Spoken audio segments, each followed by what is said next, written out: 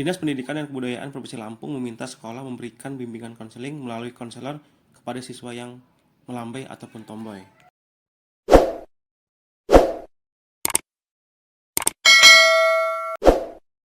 Konselor tersebut diharapkan mencegah agar tidak terjadinya LGBT di lingkungan sekolah. Ya, terkait dengan LGBT yang berkembang begitu meluas di Provinsi Lampung, ada beberapa akun medsos ya kan yang telah terdeteksi oleh penegak hukum, dan kemudian juga ada beberapa oknum yang sudah dilakukan proses hukum di wilayah Polda Lampung.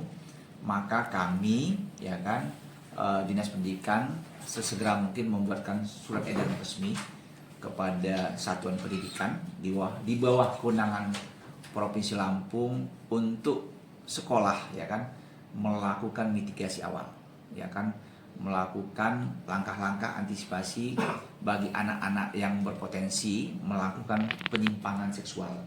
Apakah anak-anak yang mungkin agak melambai ya, itu mungkin akan ada perlakuan khusus terkait dengan bimbingan konselornya. Kemudian juga mungkin anak-anak yang terlalu tomboy, mungkin juga